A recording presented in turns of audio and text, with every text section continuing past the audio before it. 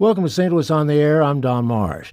The NFL yesterday announced that players must stand when the national anthem is played. However, they can also remain in the locker room if they choose.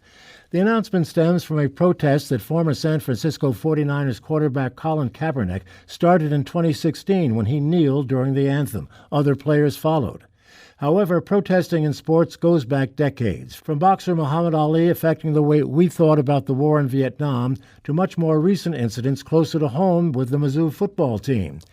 An iconic sports protest happened on the medal stand during the 1968 Olympics when medalists Tommy Smith and John Carlos raised gloved hands in a Black Power salute denouncing racism. Prominent sports sociologist Harry Edwards was the driving force behind that 1968 protest. Edwards is a native St. Louisan and grew up in East St. Louis. He's a professor emeritus at the University of California in Berkeley. I spoke with him last year about protests in sports, and with yesterday's news from the NFL, we have an excerpt of that conversation. I recalled to Edwards the protests of black athletes from decades ago and asked whether the protests of black athletes today were any less courageous. African-American athletes are still black in America, and it still takes courage to step out front because you still risk everything, including your life. It takes a tremendous amount of courage to make a statement when people are saying essentially, go play the sport, entertain me, sit down and shut up. I mean, people challenge Colin Kaepernick because he took a knee during the playing of the national anthem. They would have challenged him if he had taken a knee during the playing of chopsticks, because what they really want him to do is to sit down and shut up. They don't want to hear it. So nothing has changed in that regard. It's not that we haven't made progress. We obviously have. It's just that there are no final victories because the dynamics of the developments at the interface of race, sport, and society continue to evolve and change. You know, there are a lot of people in our society today who resent public figures coming forward and taking public positions on controversial issues. It happens with actors and actresses and certainly with athletes. How does this shape up in your mind in terms of this resentment? Well, I mean, that has always been there. There's nothing that has changed with regard to that. People go to the movies to see the storyline and the plot in the film. They don't go to see Susan Sarandon rip the new presidential administration or what have you. They go to a football game to watch two teams participate. They don't go to see Kaepernick make a political statement. And, of course, that is considered an intrusion on their rights, on their prerogatives, and that's not what they're paying for. But that is part of history. It has always been that way. No one who speaks out has ever been welcomed with open arms for the most part, even when people say things like, I understand the message. The reality is that silence has always been evil's greatest and most consistently dependable ally.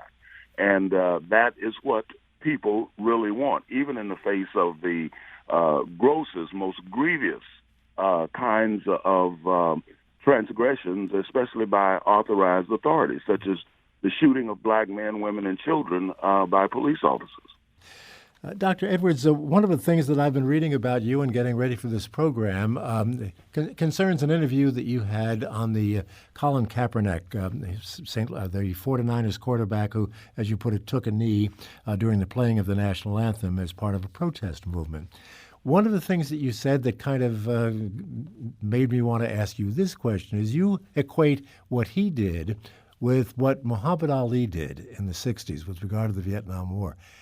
I find that hard to accept, given the impact of Ali's demonstrations and actions. Well, the impact of Ali's demonstrations and reactions in retrospect is what it is that you're reacting to. The major impact that Muhammad Ali had was in shifting the framing of the discussion. The first time I met Ali was in 1960. He was on the boxing team, and they were training at San Jose State because San Jose State's boxing coach, boxing was a collegiate sport at the time, was Julie Menendez, who, by the way, was also from East St. Louis, which is how I ended up at San Jose State. And he introduced me to Ali. And the one thing that I saw about Ali, that he was of a different cut. He was brilliant, he was bombastic, and he was not like the traditional mold of black athletes at that time. Do your boxing in the ring, keep quiet, leave, and don't say anything, and most certainly don't do what Jack Johnson did, which is to flaunt your brilliance and flaunt your success. Ali broke with that.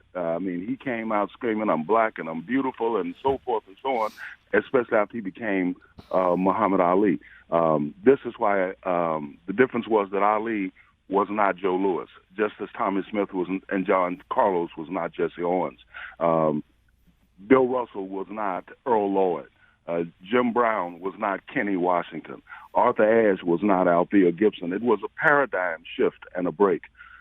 This is the same thing that happened with regard to Colin Kaepernick.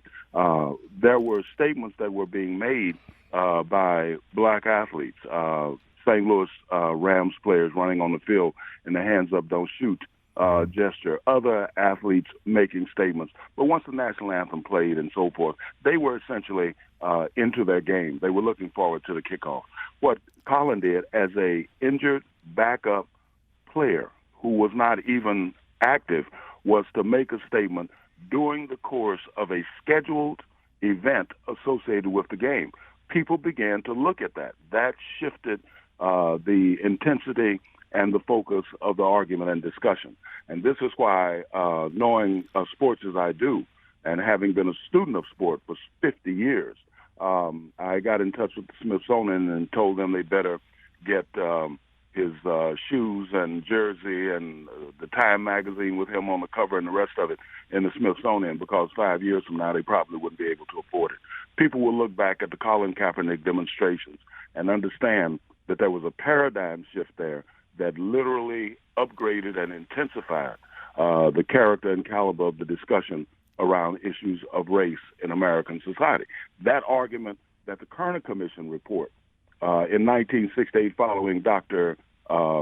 King's assassination had called for, and nobody had been able to achieve that until a mixed-race kid who grew up in Turlock as part of a white family and played his college ball at University of Nevada, Reno, took a knee and said, essentially, we are better than this. And as we get through this thing, and we're going to come out of it better, as we get through it 50 years from now, just as we look back on Ali, we will look back on Colin Kaepernick and say, yeah, that was a contribution. I don't care if he doesn't do anything for the rest of his life. What kind of conversations have you had with him about this? Does he talk about his motivation and about the aspect of courage? Oh, yeah. I'm a counselor for the 49ers, have been for 31 years. And Colin and I talked on the very first day that he came on board. I was involved in his selection. We drafted him in the second round, a tremendous athlete, 6'5", 250 pounds, was running the 4.38 40 and had an arm like a howitzer. And so we saw tremendous possibilities in him. And part of my job was to make sure that he grew and evolved in terms of his football and in terms of his citizenship. And it was a tough transition to the big stage. And so we talked all the time. And there was never a time that I was in camp when he wouldn't walk over and say, hey, Doc, I need to read something. What do you think of it? Give me some books. I gave him the autobiography of Malcolm X. I gave him James Baldwin, The Fire Next Time. He asked me about various articles and so forth. I gave him works by Angela Davis and Maya Angelou. I gave him the original Richard Wright Notes of a Native Son and so forth. So all of this, he was just simply flat out devouring.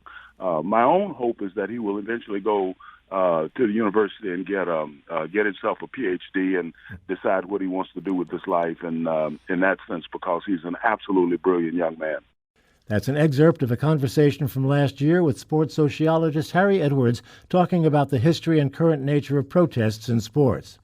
The NFL yesterday announced that it would require players to stand during the national anthem, an issue stemming back from the kneeling protests that former 49ers quarterback Colin Kaepernick started in 2016.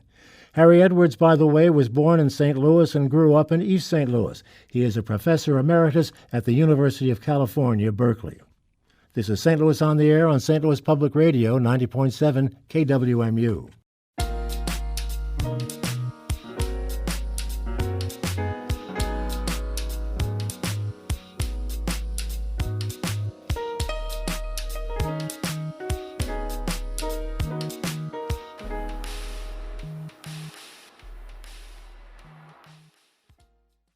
Support comes from the Missouri Forest Products Association.